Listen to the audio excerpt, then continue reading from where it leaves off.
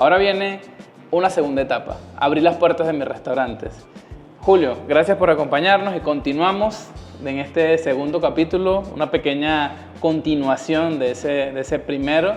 ¿Y qué pasa en el momento que decides abrir las puertas de tu restaurante? Ya lograste contratar los gestores, no cometiste el error que nos contaste en el primer capítulo, que pagaste doble. Exacto. Ya tienes el menú, tienes el mercado. ¿Dónde comienzas tú, número uno, a buscar proveedores, colaboradores? ¿Qué opinas de la marcha blanca? ¿Cuáles son esos primeros pasos que das al momento de decidir en un mes ya abro las puertas? Hay gente que se enamora mucho de esos menús cuando salen por primera vez y se quedan como que queriendo vender algo que no se vende. Tú ves cocineros que tienen mucha habilidad, pero cuando ven la gente se bloquean, se le olvidan las cosas.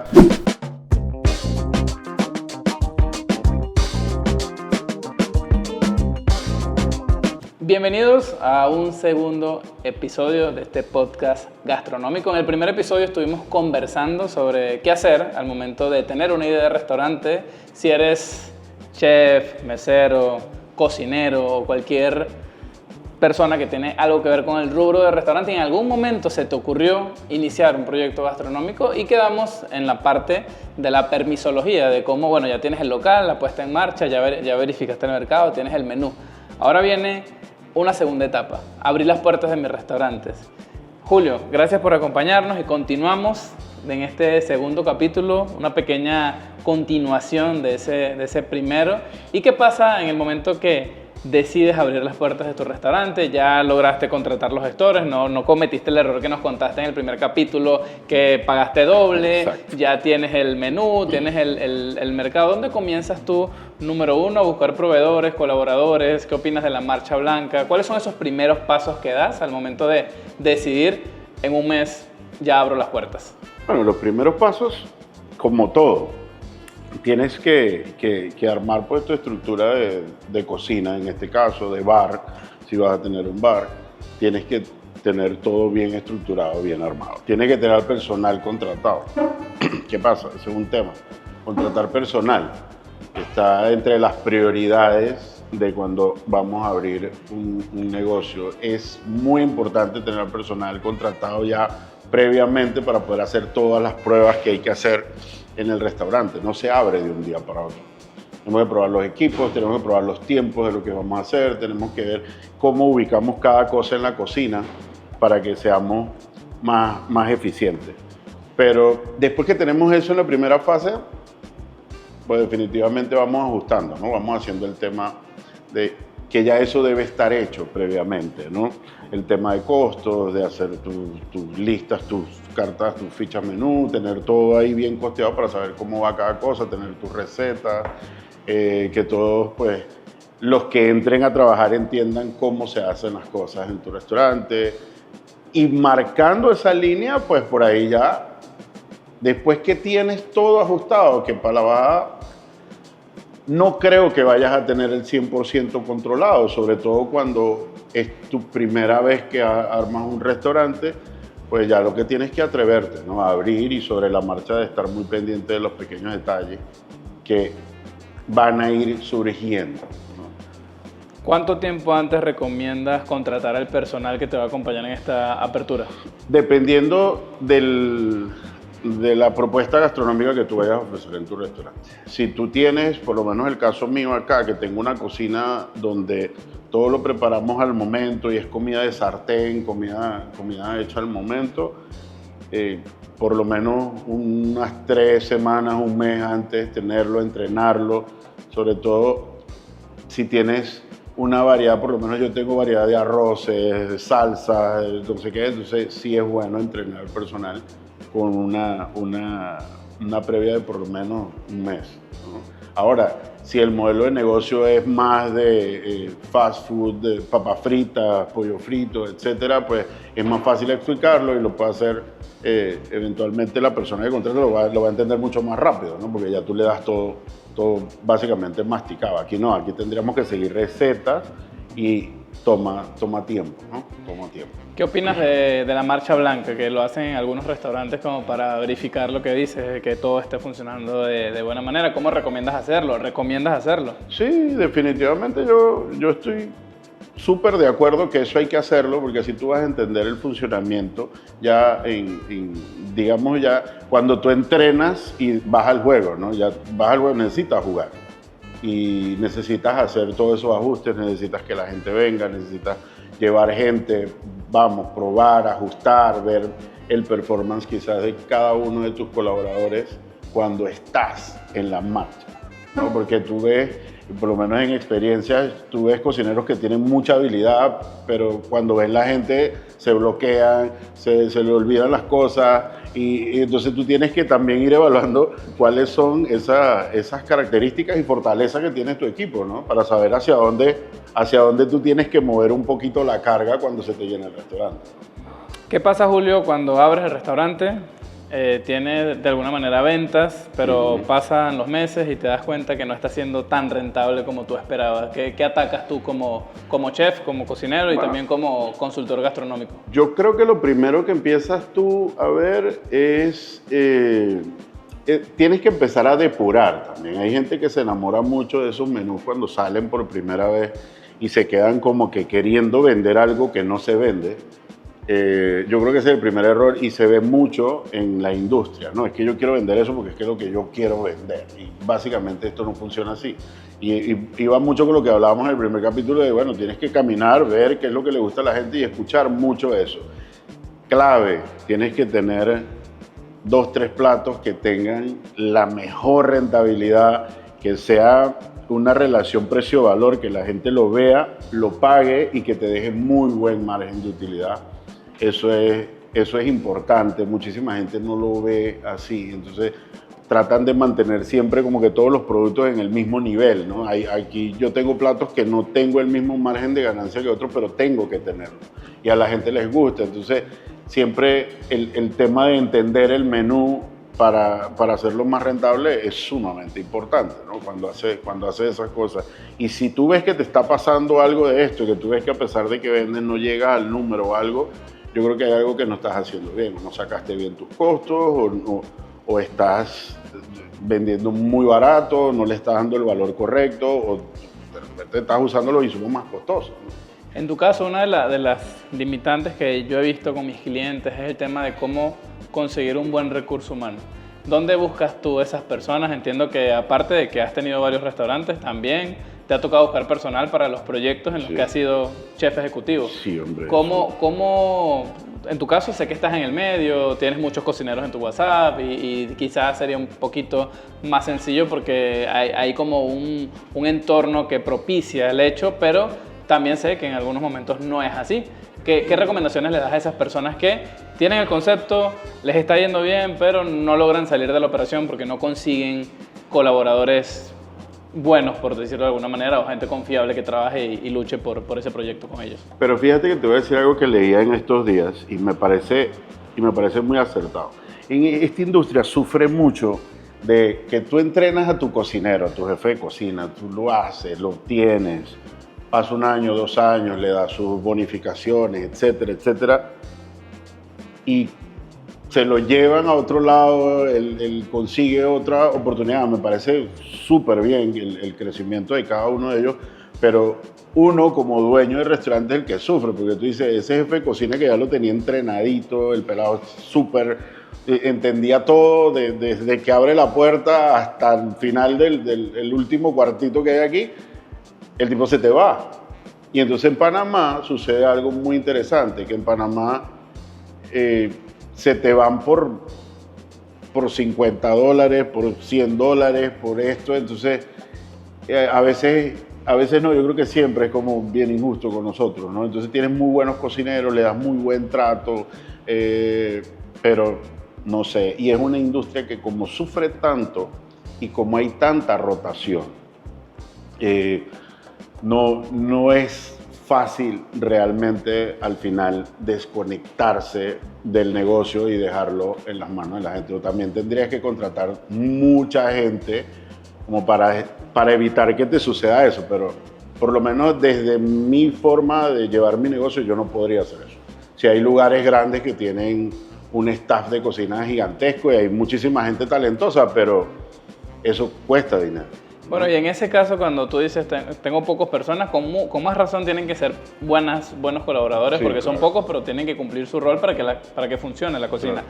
¿Cómo consigues esas personas que te acompañan en todos estos proyectos, tanto en el tuyo como cuando te ha tocado dirigir una cocina grande, como fue la No, de... yo creo que es mantenerlo siempre con el hambre de aprender, siempre enseñarles mucho. Yo siempre le digo a los muchachos que uno siempre tiene mucho que enseñar y mucho que aprender, ¿no? Entonces es un tema que hay que explotar bastante cuando se está en la cocina.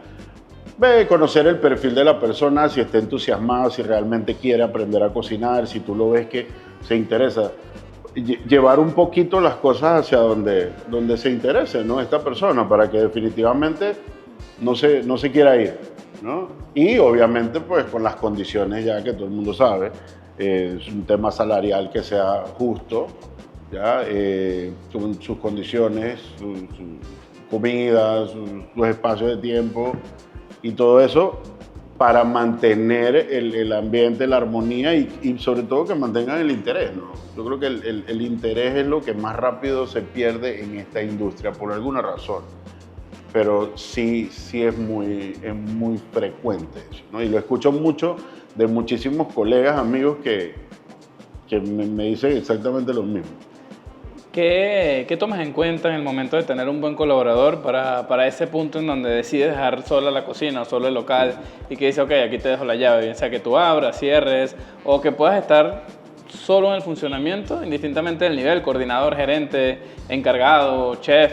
¿Qué tomas en cuenta para designar a una persona como encargada de ese grupo de un restaurante que tú has creado con esa personalidad o ese esfuerzo? Yo creo que es un tema de compromiso.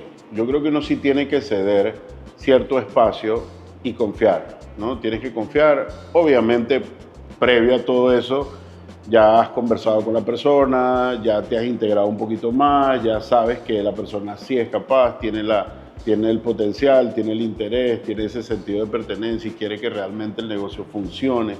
Entonces, hay que evaluar muchas cualidades. Hay gente que tiene un currículum impecable y tú ves y son súper profesionales, pero no se adaptan al sistema de trabajo de cualquier lugar, porque vienen formados de repente de una escuela y difícilmente quieren cambiar esa forma, ¿no? Entonces, pasa mucho cuando tú contratas personal de hotel para restaurante o viceversa, ¿no? Entonces tú tienes un personal en hotel, el personal en hotel es diferente porque maneja otros volúmenes, otros horarios, tiene otras libertades y en restaurante pues es completamente diferente. Entonces eso pasa, tienes que hacer mucho clic, mucha empatía, mucha comunicación y confiar. Yo creo que como todo, si no confías, entonces si te haces esclavo de tu negocio, si definitivamente no puedes crecer, no puedes moverte, tienes que quedarte ahí y no es la idea, ¿no? de los que hacemos estos negocios. ¿No? La idea no es quedarnos aquí esclavos porque sencillamente no quieres confiar en nadie, ¿no? Julio, para cerrar este segundo capítulo, ¿algún mensaje que les quieras dar a todos esos restauranteros que se aventuraron, que abrieron las puertas, que están batallando con las ventas, que están ahí generando de alguna manera utilidad, poca utilidad, mucha utilidad, indistintamente en el caso que esté buscando colaboradores, en el punto donde esté, algún mensaje final que les quieras? No, yo creo que tengan un objetivo, ¿no? Yo creo que plantearse un objetivo es muy importante. Ya después de allí, definitivamente llenarse de herramientas. Hoy en día lo vemos, o sea, lo que no sabes lo puedes aprender, tienes que capacitarte y tienes que hacer cosas para que definitivamente tu negocio funcione, ¿no? Yo creo que de eso se trata, ¿no? Nunca cerrarnos a la posibilidad de aprender nuevas cosas, de buscar nuevas estrategias, de hacer cosas nuevas. Yo creo que eso es parte de esta industria y de cualquier industria, ¿no?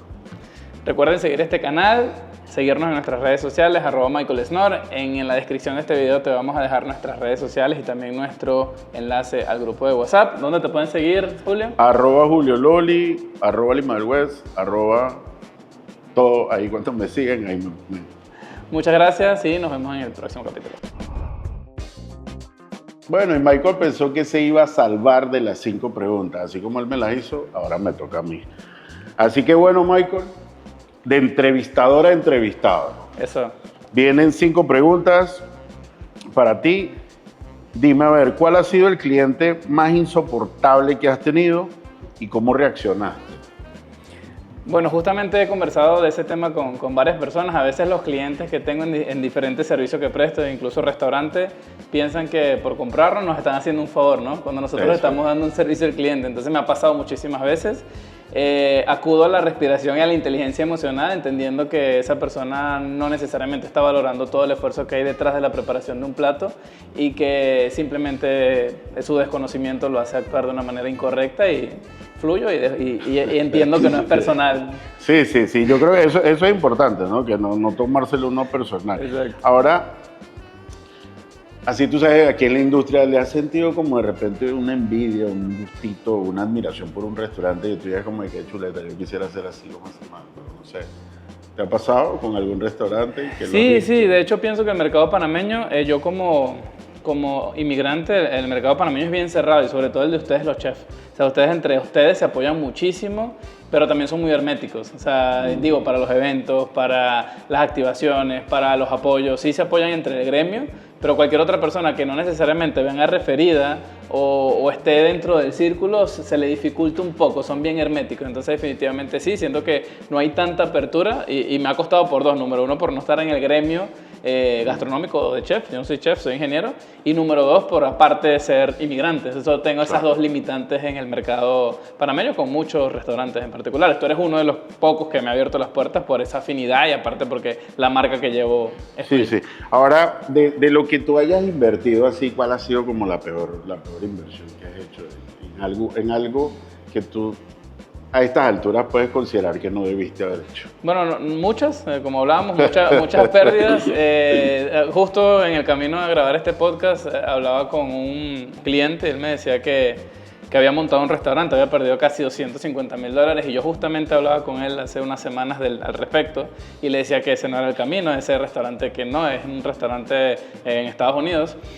Y a mí, eso digo, por no escuchar, y a mí me pasó lo mismo, ¿no? Por hacer una inversión en unos equipos que compré en China en un momento determinado, resulta que me enviaron unos productos de China, llegaron, no eran, devolví, envié, pero al final le invertí, no sé, unos $22,000 que en un mes, 2 meses se perdieron y nunca se le dio rentabilidad, básicamente por no asesorarme bien, no escuchar y no tomar buenas decisiones respecto al manejo del dinero. Eso ha generado muchísimos aprendizajes, por supuesto. Sí, eso pasa mucho cuando uno está en los negocios. Las ideas de todo lo que sale son tuyas, te las copias, te robas una idea por aquí, armas una idea de varias ideas. ¿Cómo haces tú ese proceso creativo? Sabes que me considero muy creativo, pero últimamente depende del entorno en el que esté. Me ha tocado ser muy operativo para llevar las ideas a cabo, pero un poquito de todo, ¿no? Tú lo decías al inicio de este podcast, camino mucho, viajo mucho, me gusta viajar, ver conceptos, ver qué hacen en otras partes, eso tropicalizarlo, llevarlo a nuestro mercado y ver, me doy cuenta muchas veces que restaurantes exitosos solamente reaplicaron un modelo que ya funcionaba en otra parte y tomaron algunos aspectos, así que creo que un poquito de todo. Soy creativo y mirando muchos conceptos y acoplando a lo que nosotros hacemos acá. Creo que no es copiar, es modelar. Más allá de eso. Claro. Ahora, de estas preguntitas así como medio incomodonas. A ver, tú que hablabas hace ratico del tema del gremio y todo eso, ¿cuál es como esa verdad que incomoda, pero la puedes decir con libertad de lo que sucede en el gremio, en la industria? Hay algo que yo digo que se me ha vuelto muy complicado del gremio y es que el 80%, 70% de las personas que trabajan en él no lo hacen por pasión, lo hacen por necesidad. Es por eso que muchas veces es difícil conseguir gente realmente comprometida con el gremio o con los restaurantes porque están ahí porque no tienen realmente otra opción, ¿no? No porque eligieron. Entonces me parece que eso es muy incómodo del rubro. Yo estoy en otros rubros y me doy cuenta cómo la gente en el rubro de las asesorías, el rubro textil, trabajan con pasión. Aquí también, por supuesto que los hay, tú eres uno de ellos y muchos chefs, cocineros que les gusta el servicio al cliente, la atención, pero incluso gente que le gusta el servicio al cliente y le tocó estar en cocina. Entonces no está contento porque realmente él quería el servicio. Entonces creo que es la poca afinidad de los colaboradores con el gremio por lo demandante que es lo difícil, ¿no? El calor, te cortas, te quemas, estás de pie todo el día, sí. No todo el mundo aguanta ese ritmo. Trabajas las fechas que todos disfrutan, etcétera. Por ejemplo, libras los lunes. Bueno, esas fueron las 5 preguntas ahí que le tenía guardada a Michael. Muchas gracias, nos vemos en el próximo.